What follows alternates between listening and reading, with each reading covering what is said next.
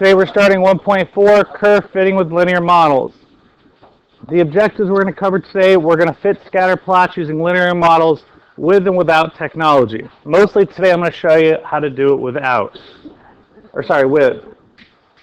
We're going to use linear models to make predictions. Some of the vocabulary we're going to cover are regressions, correlations, and lines of best fit. Researchers such as anthropologists are often interested in how two measurements are related. The statistical study of the relationship between the variables is called a regression. Scatter plot is helpful to understand the form, direction, and strength of the relationship between the two variables. The correlation is the strength and direction of the linear relationship between the two variables. So if you make a scatter plot and most of the points, they're all together and they're going upwards. All the dots go in the same general direction. This is called a positive slope. If the dots are trending to go downwards, it is a negative slope. If the points are sort of scattered all over the place, there's no correlation. If there's a strong linear relationship between the two variables, there's a line of best fit, or a line that best fits the data. It can be used to make the predictions. This is one of the things we're going to talk about today. So the first thing we're going to do is we're going to make a scatter plot for this set of data. Then we're going to identify the correlation, sketch the line of best fit, and find its equation. What this chart is talking about, the minutes played and how many points were scored. What type of correlation do you think there might be? Why? You would think the more minutes you play, the more points you would score. So we think there's a positive correlation. Another positive correlation would be a person's weight. As a child, you weigh very little. But as you get older, you start to weigh more, correct? The only downside is once you hit a certain age, you really start to level off a little bit. An example of a negative one would be how much you sleep as you age. As a baby, you sleep all the time. But as a teenager, you start to sleep less. That would be a negative correlation. Now, what we're going to do is we're going to take these points. I'm assuming that we should be able to graph these by hand, or plot these by hand. These would be your x values. These would be your y values. What I'm going to show you do is how to put them in the calculator. So we need to get out our calculators and turn them on.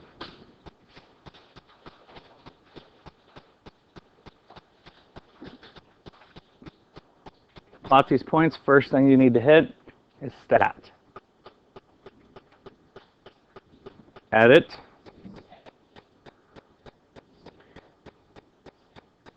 Now, if there's information in your L1 and L2, there's a bunch of different ways to clear it out. Some people hit delete, delete, delete for each one.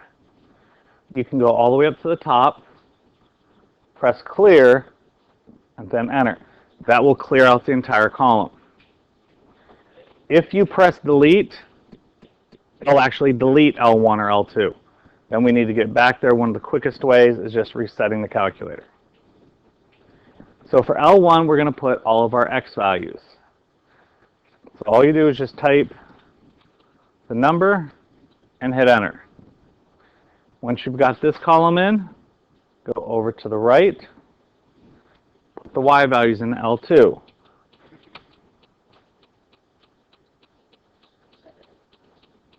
Now once we have our points in, double check to make sure that you did them correctly. Number one, they should be even. So I know I have a mistake in here somewhere.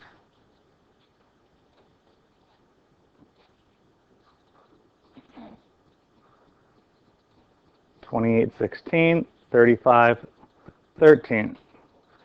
Now I have this extra number in here. There's different ways to get rid of it. If you just want to get rid of a number, press delete and it gets rid of that number. If we forgot to put in a number, we can add it in by going second delete. That inserts a 0. It will push everything down. You don't have to just retype this one and then retype everything after it. It's quicker to just insert. So we're double checking our numbers. 82, 2012, 3931, 2310, 199, 2715, 154, 3019. So they're all in there correctly. Now, if I just hit graph, nothing's going to show up. The reason why? I need to tell the calculator to graph these. Second, y equals. Yours probably all say off. Hit enter, and then hit enter again to turn it on. We've now turned on our stat plots. These are the different types of graph. We just want the first line graph. We put our information in L1 and L2, so we don't need to worry. You can put them in whatever column you want. You can even rename the columns. But if you rename the column, you have to make sure you rename it in here. Say you put your stuff in L1 and L3.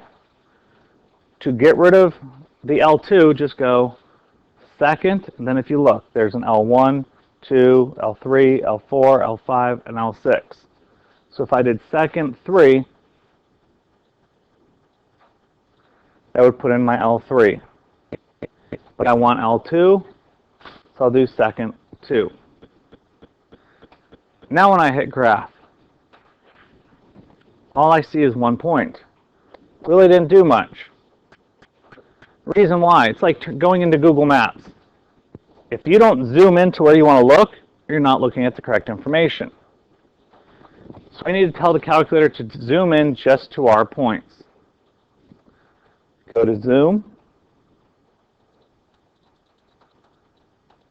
and zoom 9 is zoom stat. Zoom, and then 9. Now it takes all the points and graphs them on a screen. What type of correlation do we have? Positive. We thought that already. Now I can actually take these points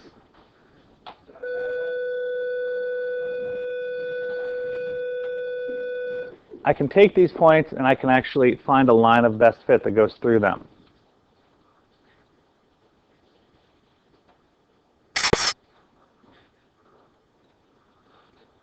There's a line that best represents this equation.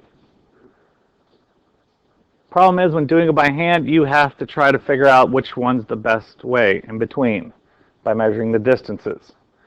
With a calculator, it'll go through and actually figure out all the averages and give you the line of best fit. Press Stat. Go over to Calc for the Calculate menu. We want what's called a linear regression. So number 4.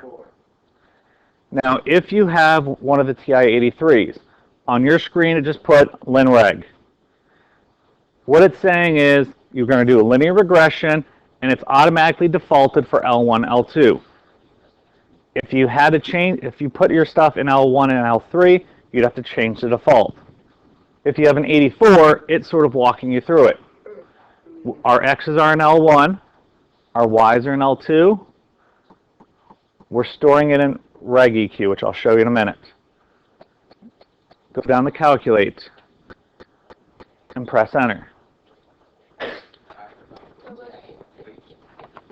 If you have a TI-83, just press Enter. Both calculators should give you the exact same values. We have Y equals AX plus B. That's your A. That is your B. So if we're to figure out what the function is, it's 0.775x plus, actually, minus 5.8. I can use this line of best fit to estimate and predict models for the future. To put this in the calculator to actually graph this line. That is an X. If I press Y equals, I don't want to sit there and have to write in all of the decimals. If I typed in the 0.775x minus the 5.8, what's going to happen is you're going to get rounding error. Now to get this information put in here, we want the exact decimal thrown in there. So we're going to press stat, or sorry, in your y equals, press vars. Vars is right underneath the down arrow key. Vars, V-A-R-S, for variables. We want to go down to statistics, number 5. All these different things come up. We want the EQ for equation. And if you remember, on the 84s, it showed up that one that said reg EQ where to store it. All of our information is stored here in reg EQ, regular equation. Press enter. Now what it does is it takes that whole decimal and throws it into your equation to y equals. When I press graph, that is your line of best fit. That's the line of best represents the data. What's nice about this line of best fit? If I wanted to know how many points would he score if he played 60 minutes? I can put 60 in here, and it'll give me an answer. Or, since I have everything in my calculator, if I do second graph, it takes me to the table. Now, it's not always realistic, because if you played 3 minutes, you're going to score negative points. Not realistic. So it's saying he'd have to play at least 9 minutes to score a point, based on this model. I can take and keep scrolling till I get to 60, or I can tell the calculator to start otherwise. Second window takes you into the table set. What number do we care about? 60. So instead of being, I stopped at 17, make that a 60. What this little triangle TBL stands for, it's delta table, the change in the table. What do you want each step to be? Counting by ones, by halves, by fives. Now when I go back to the table, second graph, 60 minutes, he would score about 40.7 points.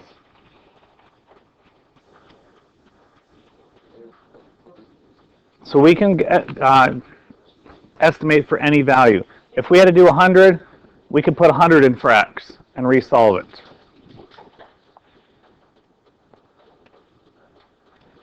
Now, to find the correlations without actually graphing, we can look at what's called the correlation coefficient. It's an R. It's the measure of how well the data is fit by the model. R has to fall in between -1 and +1. If R is 1, it's a perfect straight line. If R is 0, the set has no correlation. If it's -1, it's a complete straight line, and it's negative. If something is 0.5, that's considered a weak correlation. It's in between no correlation and a positive correlation. Weak is about 0.5, strong is 1. It's how close it makes a straight line. Looking at those graphs, that first one has R is -0.95. It's going negatively, and they almost form a straight line. They're just a little bit off. The next one's -0.6. You can tell that the dots are going negatively, but they're more scattered. The third one, there's no correlation. They go everywhere. The next one's 0.6. You can tell they're going upwards, but they're scattered a little bit more. And the last one, they're going upwards, and they almost form a straight line. The nice thing about this is our calculator will be able to tell us these R values. To turn on the residuals, the R values, we have to turn on the diagnostic mode. To turn on the diagnostic mode in your calculator, press second, 0. If you press second 0, it takes you into the catalog. Each one of these are all the different functions a calculator has. You can scroll down until you get to Diagnostic on, but if you look in green, there's all these letters. If I press the D here, it jumps right to D. Nope, you don't have to press alpha. If you scroll down to Diagnostic on, press enter, and enter again. The only thing it says is done. You've told your calculator to turn the Diagnostic on. Now when we go and find the line of best fit, stat calc 4. Enter, enter. Now two other things show up. Residual squareds and the residual. This R value is your correlation coefficient. This one is about 0.89. With a correlation of 0.89, it's considered a strong positive.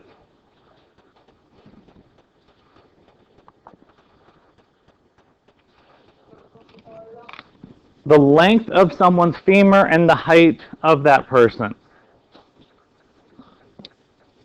They measure, if you have a 36-inch femur, the person was 160 centimeters tall. Sorry, centimeters. 32 centimeters was 143 centimeters tall. I want you to put these values in for L1 and L2.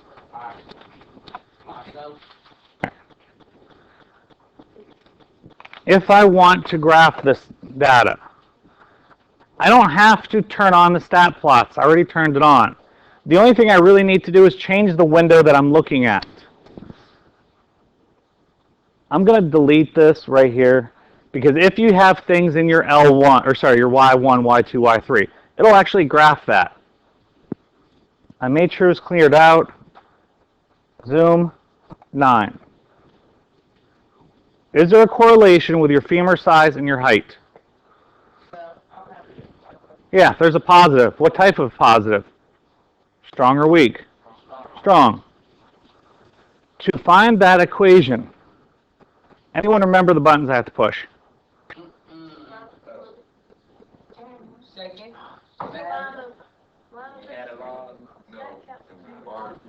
Stat, calc, 4, enter.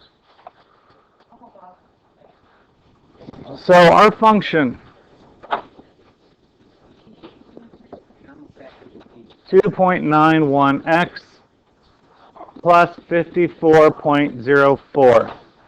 It has a residual of about 0.99. With a residual of 0.99, that's a very strong positive correlation. We could take and estimate a person's femur, how long it's going to be, or figure out if someone's this tall, how long their femur should be. Of course, the values are always going to be off a little bit because this is a model. It's not an exact copy. Questions?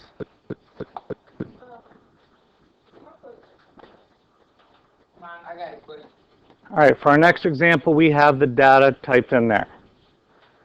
Before we just go and graph and do everything, we need to find out what we're trying to find. We want to find the correlation coefficient, the line of best fit. How do we just find the line of best fit and the correlation coefficient?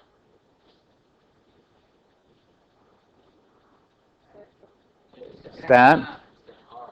It's that R thing. Stat, calc, 4. You don't always have to graph. You need to read the directions. This one just wanted the equation and the R. F of x is going to be negative 0.15x plus 47.51. You need to round properly. The R value is about negative 0.92. That would be a strong negative correlation.